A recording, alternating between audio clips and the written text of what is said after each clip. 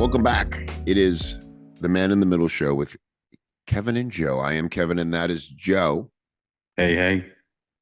And hopefully, you heard the previous episode, our interview with James Hollis, which was amazing to experience for Joe and I, because as you know, or should know, his book, The Middle Passage, is the impetus for us having these conversations with each other, with you. Um, and if you haven't read the book, highly, highly recommend. And it was incredible and very generous of our friend Jim. He insisted we call him Jim, to be on the show with us and answer our questions with his typical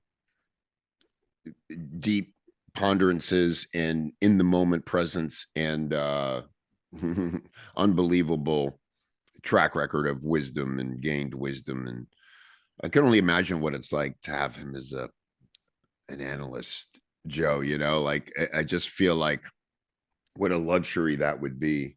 It's amazing that he has an open door to that exchange, because it also brings to mind, relative to our industry, you can get all the information in the world. You could read all his books. I've read several of his books several times, and still I couldn't wait to ask him questions, right? It's about something about that two-way exchange going, yeah, I know you've said this before, but here's how I'm experiencing it, and it's probably a little different, right?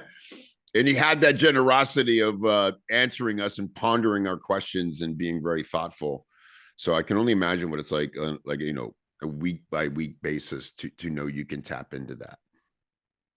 Yeah, I think the the coolest thing was too is like dude's in his 80s and he's still delivering, man.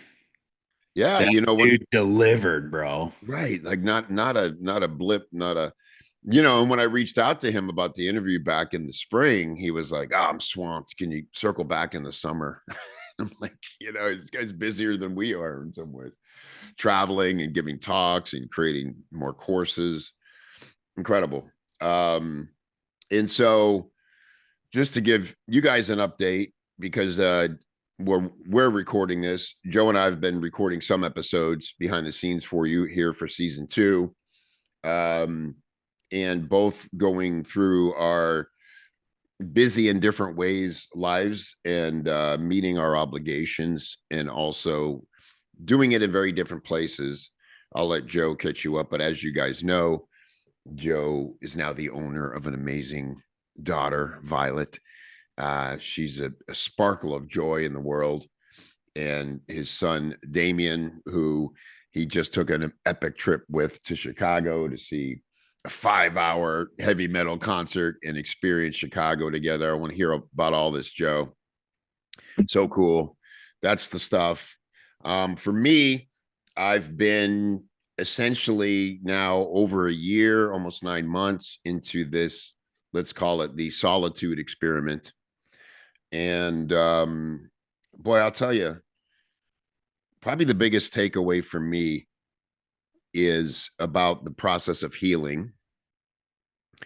And sort of the bitch about healing is you don't know what you're healing from until that part of it is over. What I mean is that what I've discovered is there's many layers to the healing, and it's hard to identify factors that are present until you sort of, I don't know, they scab over a little bit. For instance, I had a lot of guilt, and you know separating from the life I had built and the roles and identities that I had established, all the way up until my early 50s. Um, and as Dr. Hollis talks about, feeling this call to go explore what could be next, is a very can first of all, everybody in your life who sees this happening, what they won't do is ask you about it, which is interesting. They won't say, my goodness, wow, what an unbelievable big decision you've made here. What's behind that? What they do is they retreat into assumptions and um dismissiveness, because it scares them to think that that could happen to them and they could have this moment where that needs to be done. And they're really rooting for you to fail, as people often do when you take on something big that maybe they mildly recognize as something that everybody needs or don't have the ability yet to recognize. And so one thing I dealt with, Joe, was a lot of emotions around um, stuff that happens in a separation that nobody can avoid. All of your friends want to sincerely tell you that they're not on sides, and they're love you both, and I know they mean that. But then it comes down to, well, who shows up to them and who do they show up for? Now, I have to preface this and caveat this with, I didn't reach out. I wasn't reaching out to anybody. So just by nature, of course, if they would wind up in one camp or the other. But what I've realized is camps evolve, and I think anybody who's been through a separation just realizes this happens. And I finally got to the point where I understood, and there was no blame to go around about any of it. It was just a reality. But when you're sort of like there keeping receipts along the way, friends that have told you they'd be there for you no matter what and whatever else are just not reaching out to show any concern. And on the other end, going out of their way to support the other person. You're glad that they're there supporting your partner, but it does occur to you like, like, how long does it take to send a text that says, how you doing, man? Or you want to talk, or what's, and then you don't get that part. And then people go, well, it's just guys, guys aren't too proactive that way, or I don't do that, or they're uncomfortable with it. But man, when you're really, really in the solitude, and you're working through stuff that you haven't yet recognized, you start to look around and go, wow, wow, that guy too. Wow. Okay.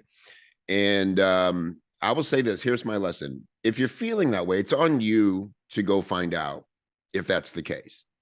You have no idea what's going on in the other person's head and whether they are going to go out of their way to be supportive. Now, I also want to say that there are a handful of people who go way out of their way to be supportive and to check in with you with no judgment. Uh, certainly, Yeah. you, Joe, other friends I have who just consistently, and even people who were trapped between camps because we're very close, continue to reach out. Hey, man, talk to me, talk to me. So I don't want to be hypocritical about this. It's just interesting that when you go into solid, I see it as this, just to jump up one surface level higher about it.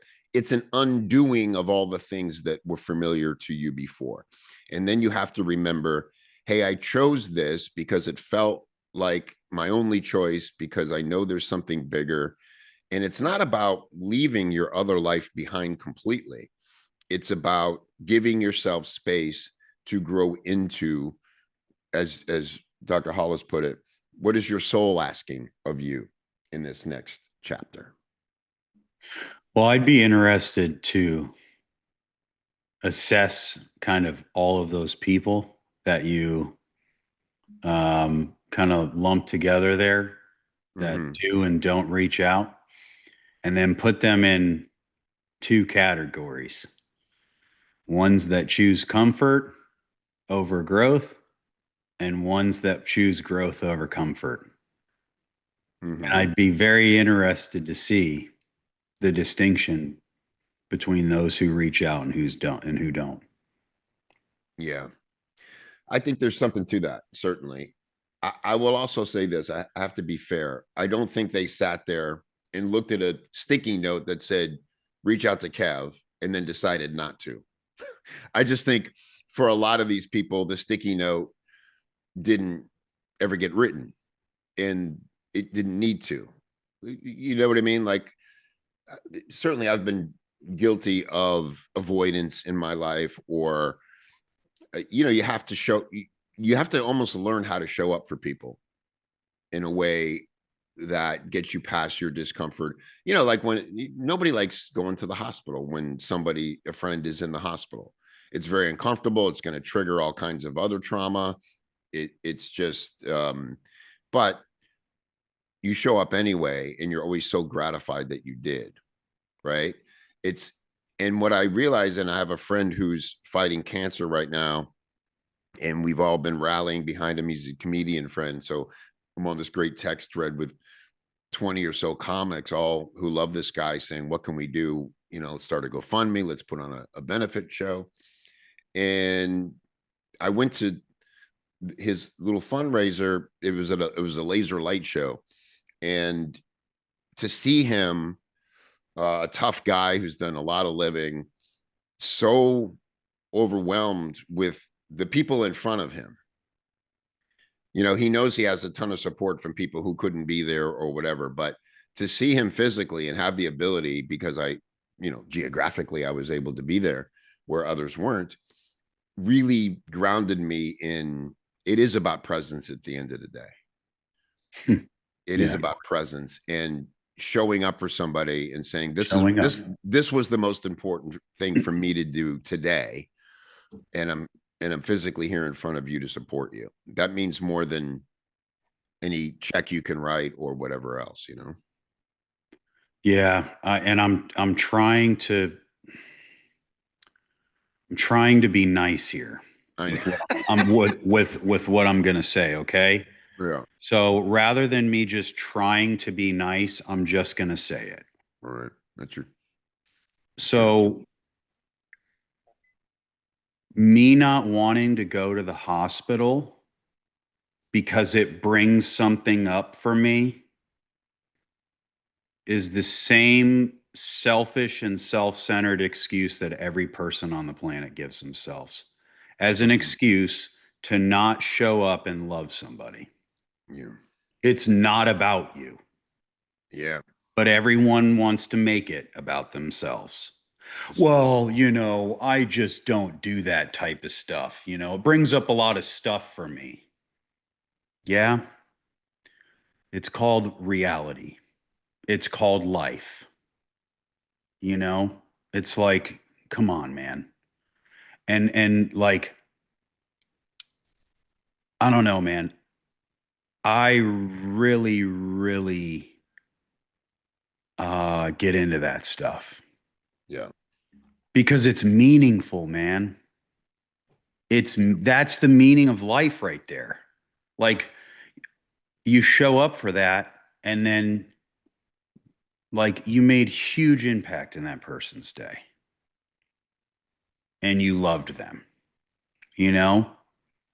But again, like you said, if you can make it, you can. If you can't, you can't. You know what I mean? But again, it's like one of those things where we just continuously make excuses for not showing up for one another. Well, I don't I know don't how know to what to reach say. out or, Yeah. I don't know, like, le- one of the things that I notice about my life, and I'm getting real soapboxy here, but, you know, I made a decision a long time ago. Um, it was actually in 2018. For an entire year, I set a goal. And all I was going to do for that whole year is whenever somebody entered my consciousness, I was going to reach out and I was going to call or text them, no matter what I had going on. If I had time, I would call them. If I didn't, I would text them and just say, all I said was, hey, you entered my consciousness. I wanted to let you know I was thinking of you. And if it was somebody that I loved, then I told them also that I loved them. Hey, just wanted to let you know I was thinking about you and I love you. Yeah. And so I just did that.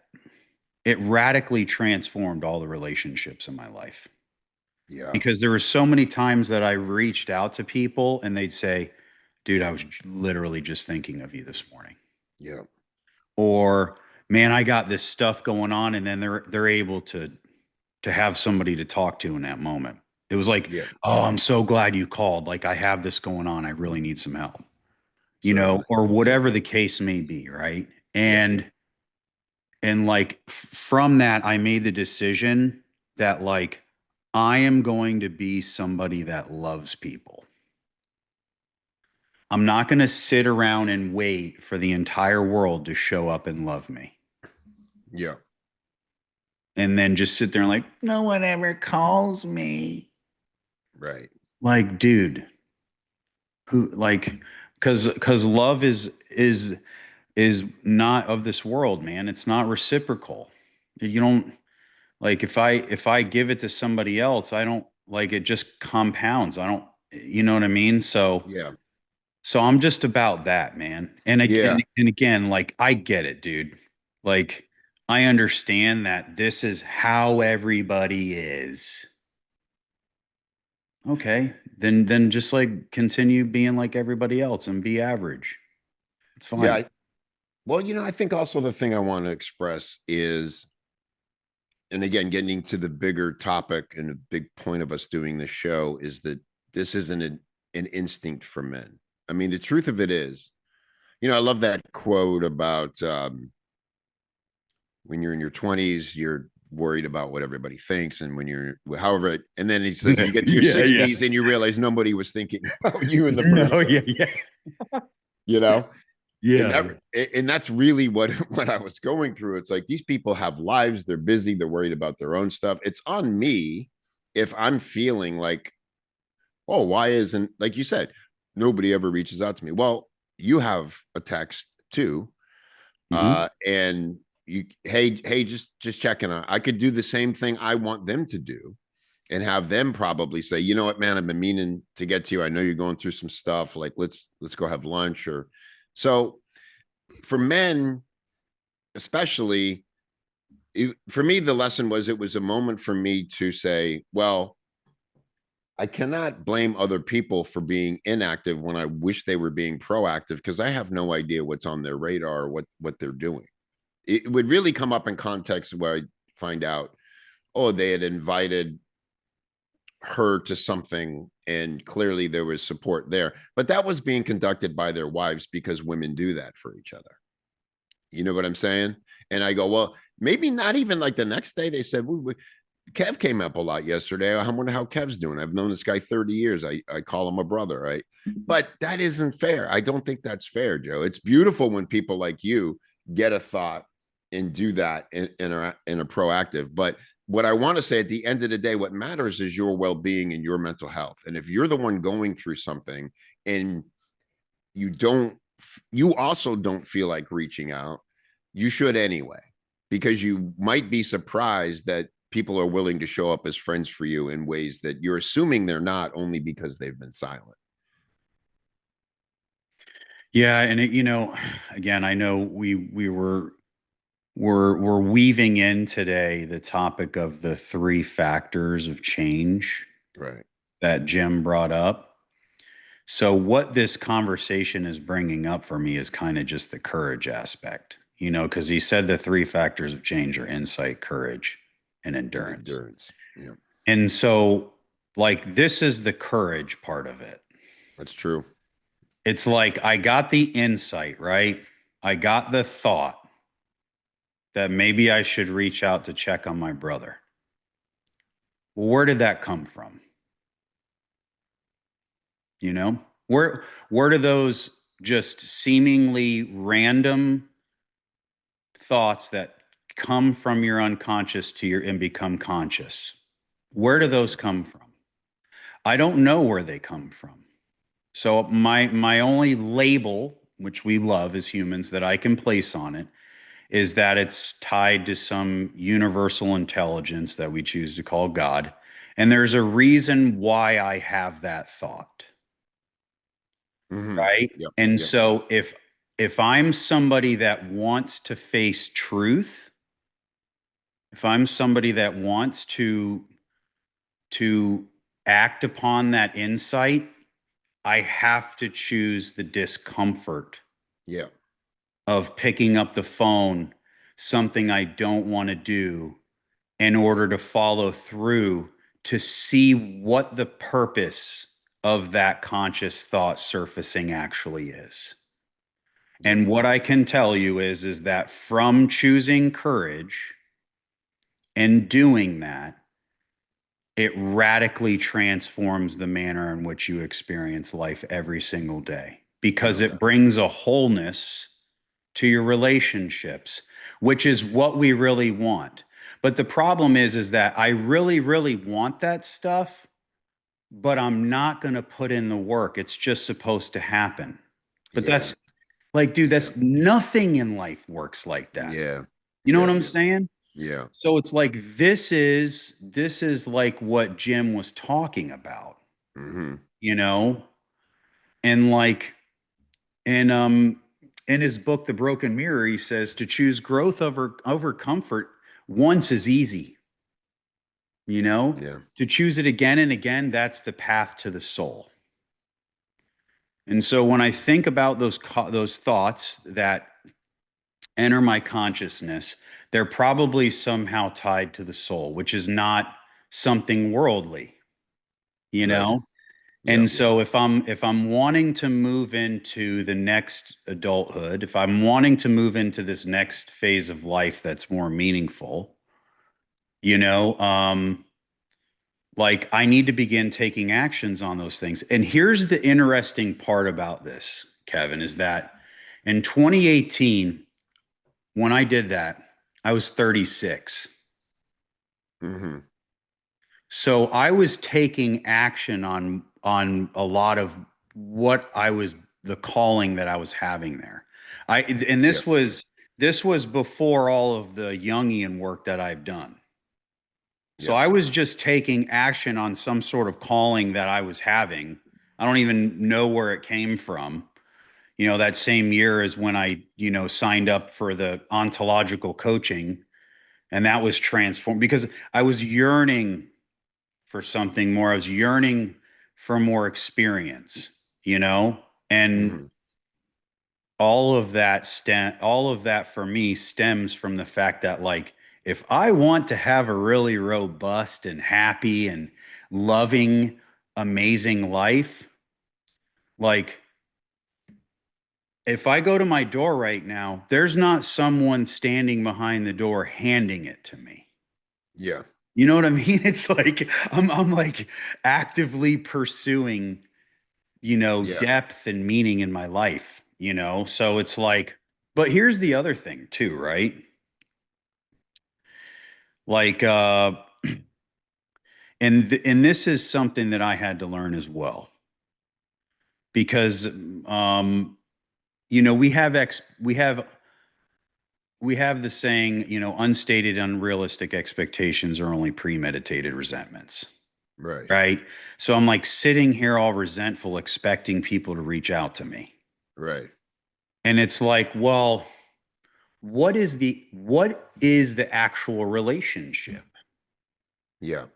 Like just because you know somebody for decades doesn't mean you're close. That's true. Just you and I, relatively comparative to the majority of you and I's long life, is short, Yeah. but it's quality, dude. It's the Yeah. same wavelength, the same vibration. Like it's just easy. Yeah. It's like, oh, I remember this guy. I remember this soul. We've met Yeah. before and whatever, and it was just like, Right. so it's more about finding those people. That's the truth. Yeah. You know what I'm saying? Because again, and that's not a lot, bro. No, I know. If you have a fistful, you are crushing it. Yeah. You know what I mean?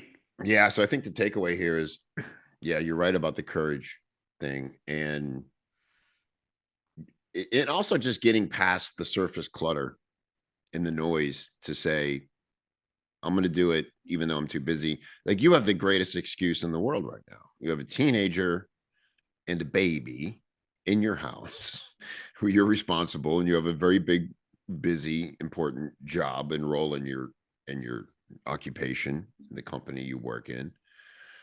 it's easy to say, man, I've just been so busy. So it And is a, I'm training for Ironmans. and you're training for Ironmans. It's a conscious choice. And so I think the takeaway there is in two directions. What I learned and what I'm saying is don't try to avoid making assumptions, and Yes. especially being angry. Like there was a short moment where I was a little angry about it, and I knew, I think if you've done some work, you can watch yourself when you're being a little foolish, and you're like, you're going to do this for a minute. Okay, no, I'll just sit here and let you go ahead and do that. Be mad at people who aren't even thinking about you because they're not thinking about you, but you really know why. And maybe they are thinking about you, but they just didn't send it. Whatever. It's all made up and it's all fruitless. You have a choice at that point, either to not assume anything nefarious and say these people are busy and they're going about their lives. And if I feel the need to hear from them, maybe I should initiate that conversation. And you're saying on the other side, make time to do that. And the simple, you don't need to have a list and check it off one per day, although that could work.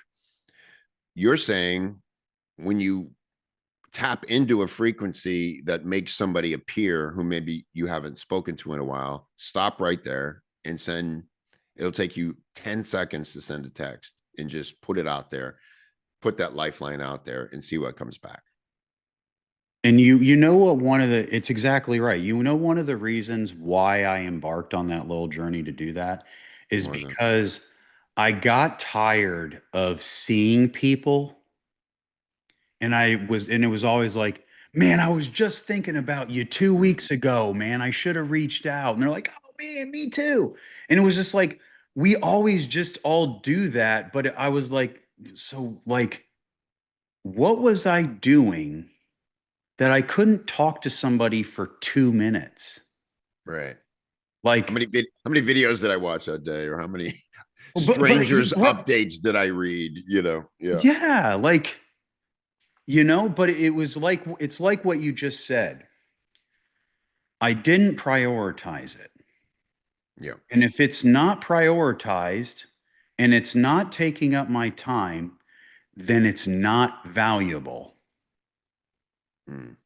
Not, but it is valuable because I believe it's valuable. No, it's not valuable because it's not prioritized in your life Yeah. according to spent time, Right. right? Because, like Covey said, don't prioritize your schedule, schedule your priorities. So when I look at my schedule, it's pretty clear what I value most.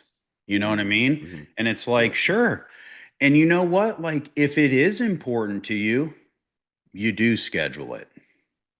You know what I mean? When's the last, like I just saw somebody say the other day, I loved it. I started scheduling an hour of peace throughout my day because I Mm-hmm. never know when pain's going to show up. Whew. That's great. And I was like, that makes sense to me Yeah.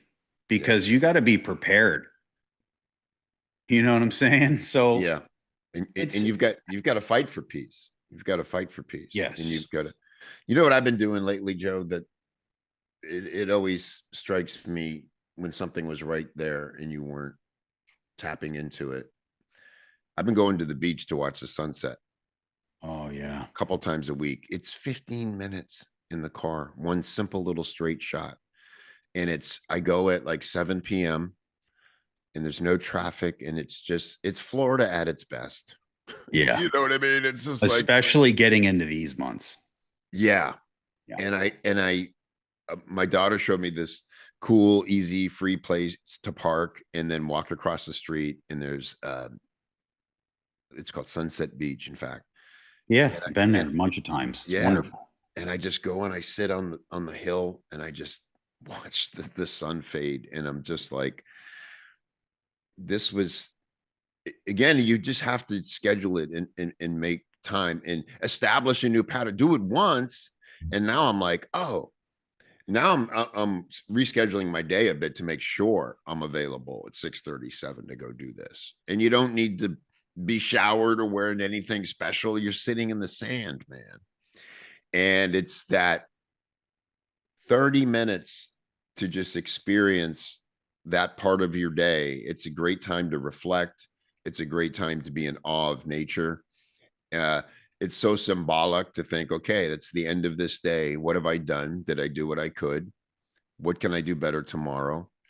Just in a laid back kind of way to have this transition, this transformation from one day to the other. Because the other thing I've come to realize in this essentially this period of solitude is that the days do go by very fast. You know, one of the Oof. things my therapist had me do, he kept hounding me in the first few months. He's like, I need you to get a calendar, a physical calendar. And I want you to X out the days as they go by. So what I ended up doing was buying one of those flip calendars from the home goods store. And every day I see it and just the simple act of flipping that little tin number, you go, boy, man, I remember doing this in April and now it's August and September and like, you know, but then the complexity of that, Joe, is what Hollis said about patience and powerlessness, right? You know, in our interview, you want to be proactive to be getting to the thing that's next. But as long as you're moving in some direction, you are getting there because you're giving yourself information to see, to feel, and decide what to follow. Sort of like taking a road trip. You know, there's hour stretches where your ass is going numb and you feel like you're getting nowhere. But every exit you pass is another indicator of where you're going and that you're moving along in that journey. And it's the same with life, not letting every day go by, giving yourself grace, giving yourself time and allowing patience to prevail, but also doing enough to see new clues for what's important to you.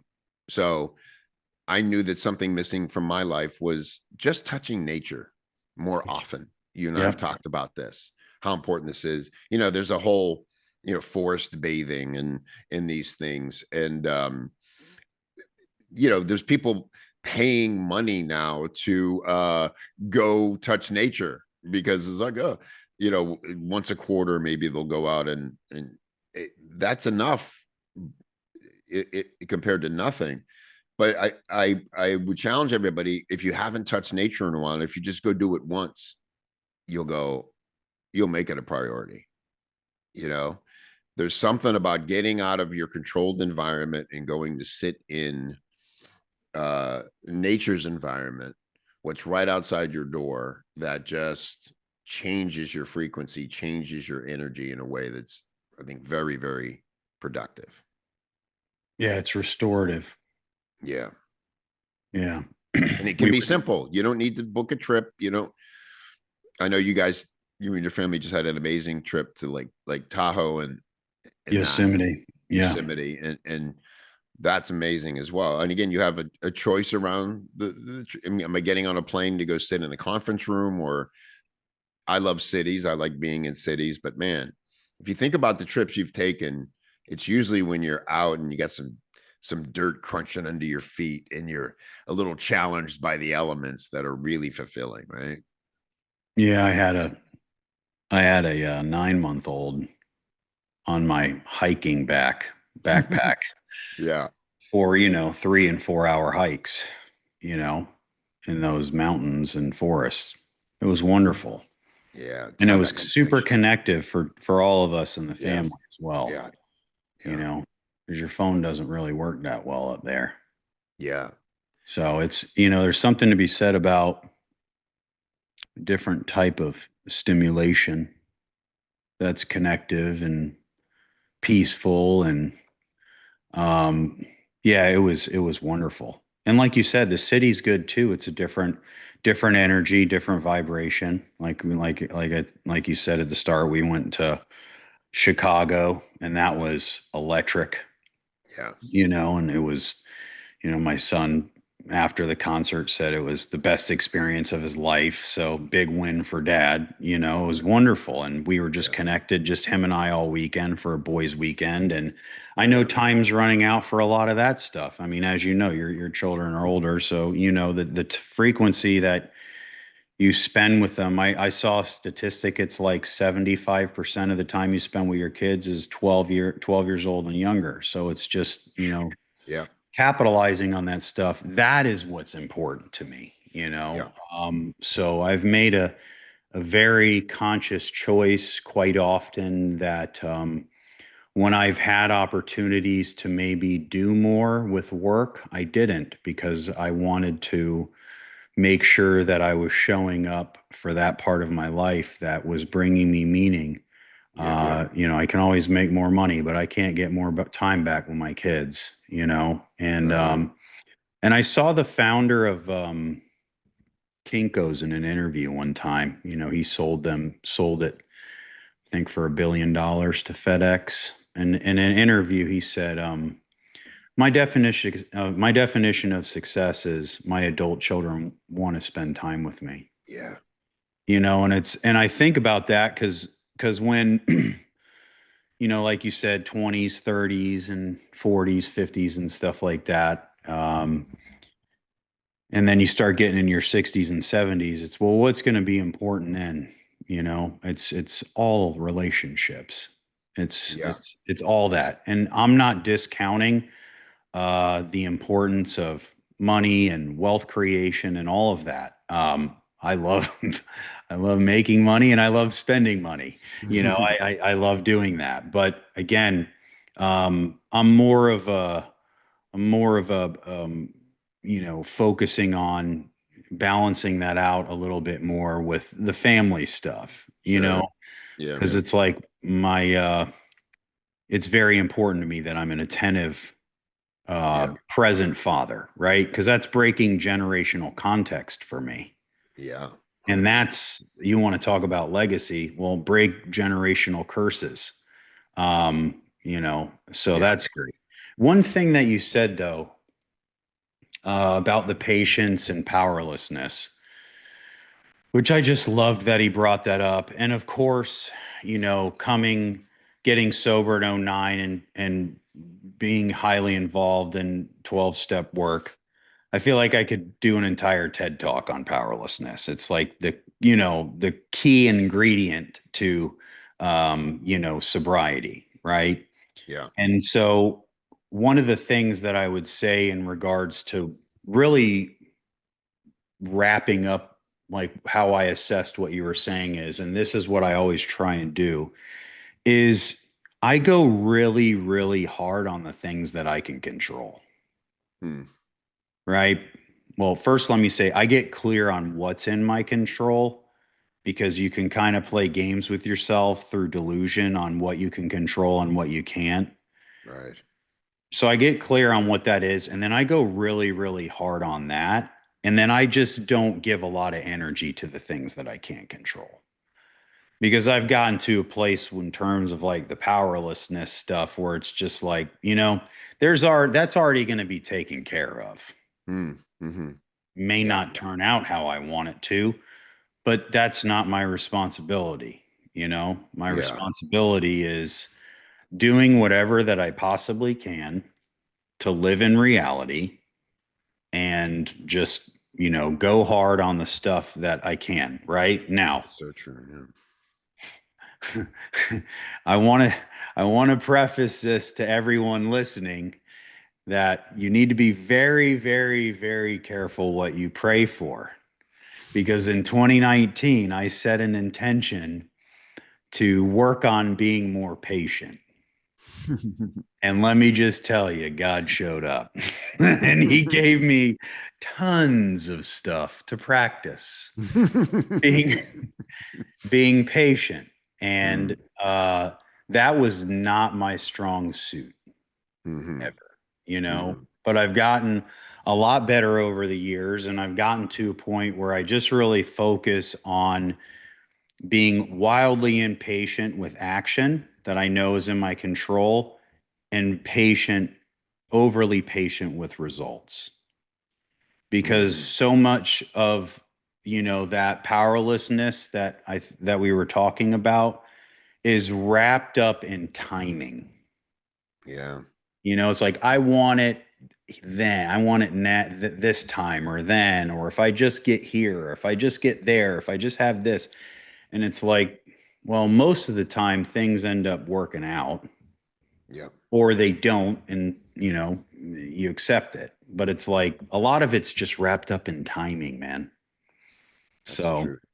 but the other thing that I wanted to hear from you about, because we were touching quite a bit on insight, as well as courage, and we can wrap up with the last part, and that's endurance.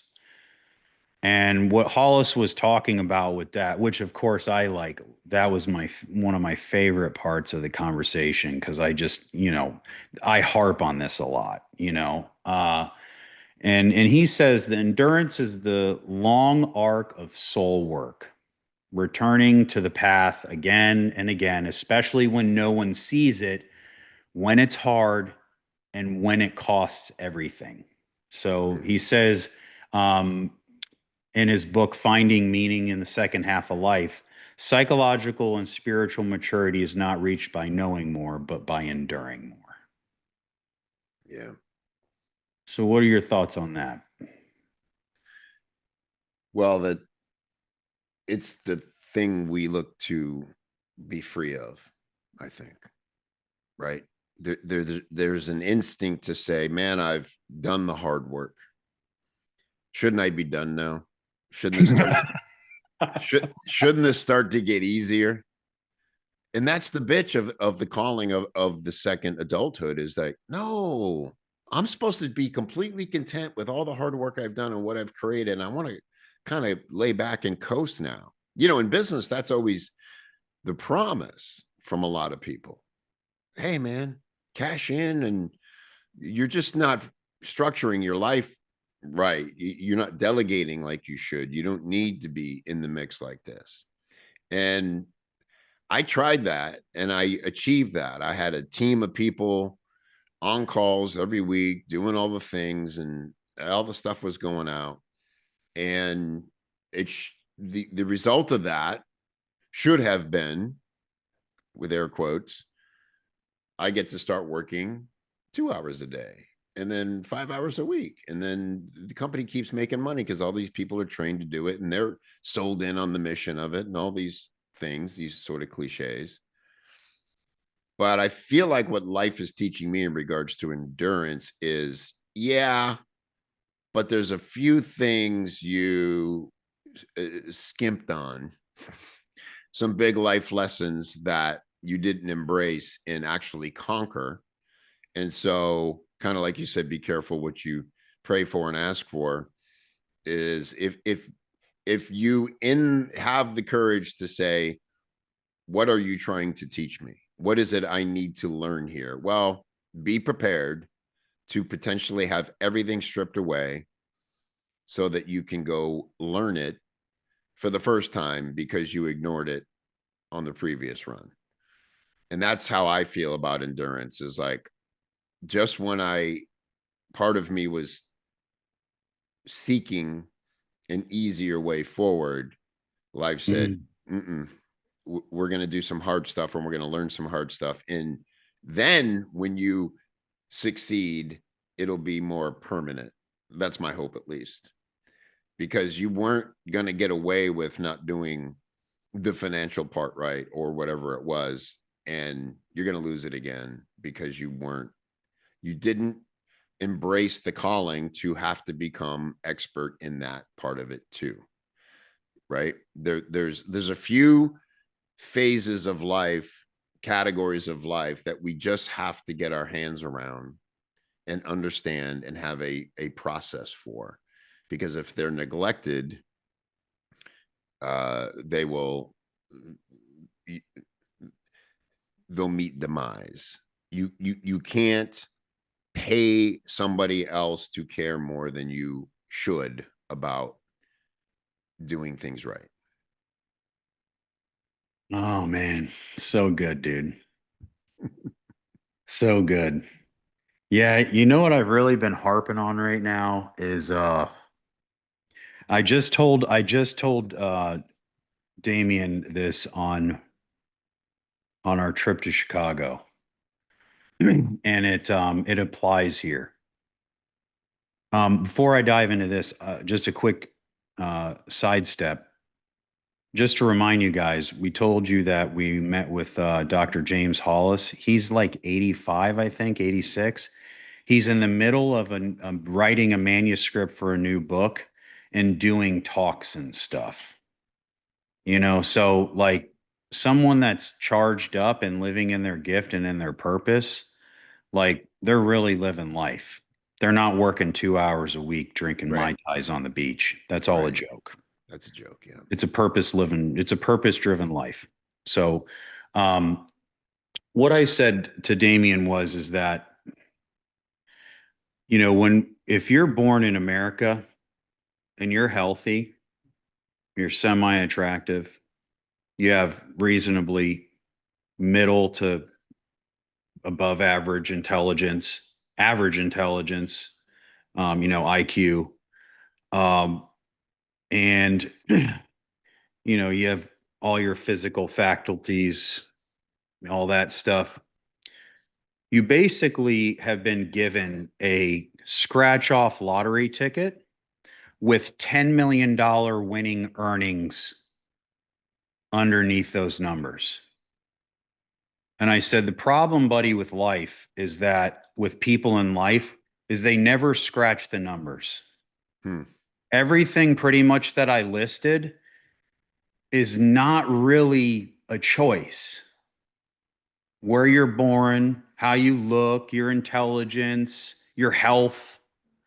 Like, yes, that stuff can degrade over time, can be increased over time, all that stuff. But when you start life, like you have all that. So it's like if you don't do something with that, right, you're basically slapping God in the face who blessed you with all of that, you Hmm. know? And so we were talking about the fact that I said, buddy, you're not Paris Hilton. Okay. Thank God. You're not, or whoever, billionaire kid. Yeah. Like everything that you want out of life, you're going to have to work for. We all think that we're going to hit the lottery, Yeah. even though we never even bought a ticket. Yeah. You know what I'm saying? But what I'm trying to say is that you already hit the lottery, Yeah. but you just have to do the work. Yeah. And that was the biggest theme that I got from Jim's conversation Hmm. was Hmm. that there's people that are willing to do the work and Yeah. there's people that aren't. Yeah. And the people that are willing to do the work and have the endurance to do the work, they just seem to be living in a pretty extraordinary life. And it's the full range. It's the full range of whatever it is that they decided to be. Because, like Young said, the privilege of a lifetime is to become who you truly are. Well, what Kevin wants is drastically different than what I want. You know, I've already seen enough sunsets. I'm good. Allie and I want to be in the mountains. We want to be in the forest and hiking all the time. But again, it's like if you're unwilling to go into the darkness where the gold is and look at that and endure some discomfort, like you're just going to everything's always just going to stay the same. And it's going to be small and it's going to be surface level like we were talking about earlier, and there'll be no depth and meaning, you know? Yeah. And so I'm trying to teach that to my children, not only by giving them great analogies about scratch off lottery tickets, but embodying it through my behavior, Yeah. Sure. and it's like, okay, great. And then all I try and do is be around a bunch of other people that are doing that as well. Yeah. Likewise. Yeah. That's something that comes up so much with my kids to this day. They feel so privileged to know the adults they know, Oh, whether they met them through school friends and we got close to the family, or my complete wackadoo comedian friends. My daughter said yesterday, I love that we know so many people who there's no one else like, and that's Oh, just it's about the best. any lifer comic you ever meet. You're not going to know anybody else quite like that person. They're just so demented in just such the right way. Yeah, my dad was a musician for over 50 You years. know all those I'm characters. My Yeah. dad was that, and I knew tons of people like that. And you don't want to have to have them in your life necessarily, but it sure is cool to know them and to see them operate and to be in awe of their brilliance. Um, Because they're just being they're themselves, just man. being They're themselves. not trying to be anybody else. That's why Yeah. you like them. And not everybody has big questions. We do a lot of what people might criticize as navel gazing here, but what we're always getting at is those quiet moments where we try to distract ourselves. Jim talks about this a lot as well. um, what did he say? We anesthetize. Okay, well, I'll just that whole I need a drink. I need a drink. Sometimes you need a drink, but maybe you don't need a drink. And maybe if you need a drink every time you feel a little adversity is something to inspect there, because numbing yourself away from it is not going to get you towards it. And look, momentum movement is everything. uh, just the littlest thing, starting a morning journal, writing your thoughts, seeing how they evolve, taking walks. It can be the simplest thing. And it can feel like the hardest thing to do sometimes, is just to stand up and move. But if there's one thing that's helped me through all of this, I have not stopped moving physically. I went through my whole little dance phase, and I've been to the gym consistently 3 to 5 times a week. And I know, and I do it way more Amazing. for the mental stability than I do the effects on my physicality. Those are to me like the bonus of it. But man, every time I don't want to move and I move anyway, 2 hours later, everything feels okay again. And so I guess to wrap this up, Joe, what we can leave people with is, don't blame others for inaction when you need them, because you could easily create the action that sparks what you needed or not. And then you'll learn something from that, and that's okay. On the other side of that, if you get a thought to reach out to somebody, just stop what you're doing and do it, because it's just a healthier way to go about. And it'll completely, if you do it consistently, it'll radically transform your relationships. Um and just keep moving. Don't sit idle. Idleness is, just think about, everybody says the same thing. God, I hate social media, because when I sit there and I spend 20 to 30 minutes scrolling, I just finally put the thing down and I'm frustrated. I go, what did I just do? I feel, ugh. I would say look, I'm not saying there's no value in video games. There's a lot of value in what it does for your brain and hand-eye coordination and those things. But that's the one addiction I had that I had to completely get out of my life, was having a gaming console.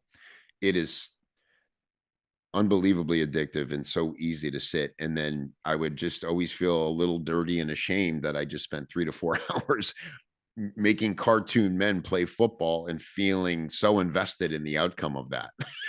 I'm like, what am I? This can't be helping my life, Good. Yeah. And so deal in reality, walk in reality, look to make the world a little better than it was when you woke up this morning in any small way. Let somebody, a stranger, be seen by you in just one little moment in life. And that's doing way more for you probably than it's doing for them. And it's little actions that lead to what this bigger purpose is all about. And so when you're at your lowest, do something for other people, do something for yourself, and keep moving, man. Keep it moving. Thank you guys so much. Make sure that you guys subscribe to the Substack. Your boy KR, Mr. Kevin Rogers, always hitting you with the newsletter with a companion to each episode. So looking forward to reading more of those. You can sign up to that at maninthemiddleshow.com. And don't forget, guys, if this is something that you like, be sure to subscribe, leave us a review. Most importantly, it would mean a lot to Kevin and I if you share this with somebody that needs it. Maybe this is that thing that you do when you feel called to reach out to somebody and you say, "Hey, Mm. I just heard this and I just want to send this to you. You may or may not like it, but maybe we could talk about it." That's the biggest thing, man. Spread the love here. As always, we thank you guys for listening, and we'll see you next time.